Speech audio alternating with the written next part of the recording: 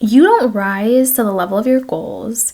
You rise to the level that your body feels safe holding. Not what your mind wants, not what your vision board says, but what your nervous system is trained to tolerate. And this is why some women will work so hard on mindset and still feel anxious and guarded and fearful and stuck, because the body hasn't caught up to the dream yet. Hello, beautiful people. Welcome back to another video. My name is Dani. I am a certified master hypnotist, a confidence coach, and overall just someone who absolutely loves knowledge, whether it comes from spirituality, from science, from anything and everything I want to know. So if you're here and that sounds interesting to you, then hit the subscribe button so you never miss a video with me. The neuroscience, how safety shapes your life. We know that the nervous system's job is not success, it's survival. And it's constantly scanning for threat, for loss, uncertainty, and rejection. If your past taught you that love equals instability, money equals stress, and visibility equals danger, then your nervous system will quietly block expansion. And this is not because you're broken, but this is because the body thinks it's protecting you. Dr. Joe Dispenza talks about how the body becomes addicted to familiar emotional states. So if your body is used to feeling anxious, overworked, hyper independent, being a serious people pleaser, then things like calm and ease and support, they're going to feel so wrong at first. Because your body's going to try to pull back to what it knows. It's going to try to pull back to that familiar space. Remember, your body will always choose familiar chaos over unfamiliar peace because it feels familiar, because it feels safe. The psychology, why women disconnect from their power. Esther Perel, one of the best, she teaches us that safety and desire must coexist. A woman cannot feel powerful if she doesn't feel safe being herself. Let me repeat that. A woman cannot feel powerful if she does not feel safe being herself. So many women learn to overgive, stay quiet, shrink, and always stay pleasing. And that's not regulation. That is 100% a survival strategy. Survival is guarded. Feminine power is relaxed confidence. It's not forced, it's not loud, it's not hustled, it's relaxed, it's rooted, it's receptive. Dating in the quantum field. Here is the sad truth. Your nervous system is choosing your partners, not your mind.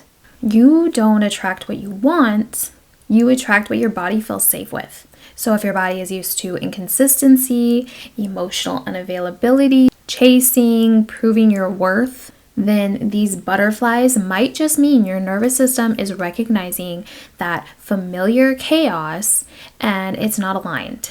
So let's make some dating quantum shifts. You're not going to manifest the partner that you truly, truly want by hoping, right? You're going to manifest them by aligning to the frequency of the relationship that you desire. You need to ask yourself these questions. Does my body feel safe with calm love? Can I receive consistency without getting bored? And do I feel worthy of ease and devotion? And if the answer to any of these questions is no, don't lead into this and think you're flawed. This is just something that you need to be aware of and make these shifts. This is just because your nervous system hasn't learned that safety and love quite yet. So some things that you could do is try to regulate yourself before you text back or phone calls or anything like that. Choose presence over performance. So are they really being present in the relationship? Are you really being present in the relationship? Or are you guys just putting on a show? Let attraction come from calm and not anxiety.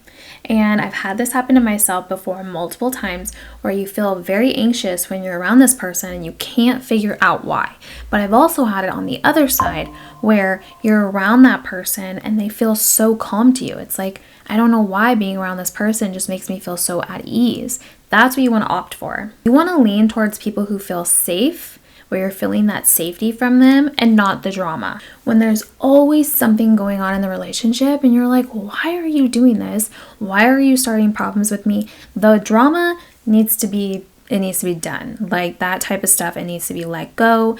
And we need to we need to look for things that make us feel safe and choose partners that actually make us feel safe and not like we're on a talk show. Countless times I have seen and been in my own experiences where we're not regulating ourselves before the text messages, or maybe the text messages go in all day, or maybe the text messages are huge because they're, you're trying to get to know each other over text messages, or maybe you're on the phone all hours of the day, or maybe everything is so dramatic because they're so upset that you went to the gym, or so upset that you didn't return their phone call, or whatever the situation is. You have to find your peace. You have to find what makes you feel good and understand that that's not love. That's not aligned. That's not love. That is that familiar chaos. You get an idea of this and you come back to yourself and you recognize that you can be aligned to the frequency of the relationship that you desire. You become the emotional home that you want to come back to. Then love meets you there. Nervous system isn't real. Let's clear this up. Some people say you don't need regulation, you just need discipline. But the truth is, discipline without regulation is going to equal burnout. Discipline with regulation is going to equal power. This isn't something that people are just randomly making up. This is literally biology. The system controls stress hormones. It controls our focus, our emotional responses, our behavioral patterns. There's no way to out-hustle a dysregulated body. As soon as you're in survival mode, as soon as your body goes into survival mode, you're gonna start overthinking, self-sabotage, attracting chaos, and feeling unsafe with good things. Regulation isn't weakness, and it's not real. It's training your biology to hold more. Just remember if this ever comes up, because I've heard a couple things about this where it's like regulation, nervous system regulation isn't real. However, I could feel it internally when I've become dysregulated and when I am regulated, and how amazing I feel when I'm regulated. But we're not going to argue with the skeptics. We're just going to embody, and the calmness will become the proof. How to build safety in your body. Practical tips. Number 1. Regulate before you react. No one likes to have moments of irrational reactions or emotional reactions or being around somebody who acts that way. It's very intense and it throws people off, and it doesn't feel good when it's you doing it. So regulating before responding is going to be a huge key. When you slow breathe, you catch yourself. Maybe you're shallow breathing, maybe you're breathing rapidly. Relax your breaths. We talked about box breathing before. Look it up. There are so many different techniques. You don't need a lot of time. Couple seconds, like that. You breathe in, relax your shoulders, soften your jaw. Just allow yourself to decompress for a moment. Allow yourself to go from right up here to, okay, let me breathe for a second, because I know I'm going to emotionally react. I know I'm going to have an emotional reaction. So I want to regulate myself beforehand, so that way I answer in a way that makes me feel good, or I react in a way that makes me feel good. Number 2, stop forcing masculine hustle. And I see this all the time, and I'm guilty of it myself, so I have to constantly remind myself, because it feels so nice to constantly hustle and feel like I always have something to do and like, oh my gosh, I'm so busy. But the truth is, being, women being able to soften into our femininity is that we don't force things and get what we want. You don't push into power, you settle into it and you start to receive. And that sometimes can be a little difficult to get into our beautiful brains, but you have to remember that the feminine receives. And in order to receive, it doesn't mean that you cannot hustle, and it doesn't mean that you can't have that masculinity inside of you that does, go to work, make the money, handle the businesses, all those things, even if you have a partner or if you don't. But it does mean that whenever you have that ability, you have to find that dynamic between the two, so that way it works together and you're not constantly in masculine hustle mode. Allow yourself to soften and settle into it and receive. Which is number 3, let yourself receive. This is something that I had to work on quite a bit because sometimes it's hard to receive, especially when you've been the one to constantly be controlling everything and being that hyper independent and just allowing yourself to kind of control everything going on, running your business, being a parent, or whatever the situation is. That's something that I relate to, but being able to receive has changed my life. You should be able to receive the compliments, receive the help, receive the rest, receive the support, and just say thank you. That's it. When someone says, oh my gosh, your hair is so beautiful, I'll say thank you. You don't have to respond back and be like, I love your hair too. Unless you genuinely do, then go for it. But that's it. Then you move on. Then maybe pay it forward to the next person just because it makes you feel good. Then allow yourself to rest. This is huge. Whenever we have so much going on in a day and we're stuck in that toxic masculinity of hustle and I want to go and I want to do this and I know it's late, but I know I can get this done. It'll just set me up for tomorrow. Do what you can to set yourself up for the next day because it will help you and your future self will thank you. However, allowing yourself to rest and have that time off, like, okay, for example, 6 p.m., 7 p.m., depending on the shifts that you work, say right before bed, you give yourself 2 hours, at least minimum, 2 hours, no phone, and maybe you read a book, maybe do some stretching, do your skincare, take a shower, just fully decompress and allow yourself to receive that rest. And number 4, nervous system rituals. This is going to be things like morning grounding, and you can get something called a grounding mat. And they're on Amazon. Do your research to find ones that you feel would work for you. I will link mine in the description box below.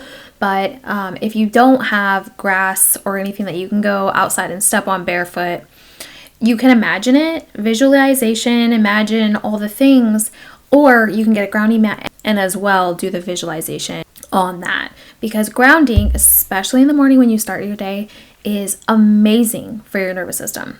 Another thing would be body movement. This can mean working out, going to the gym, going on a run, going on a walk, going on a trampoline, dancing, all the things. Maybe going outside and playing a sport of some kind. I just listened to Andrew Huberman's podcast where he talks about play and how he talks about trying new things with your body, such as dancing, playing a sport of some kind like soccer, things like that, where you get your body moving in different ways. Not only are you having these nervous system rituals for yourself, but you are also expanding your play, which is doing so much more for your brain and just making you all around just a better person. Emotional check-ins. These are huge.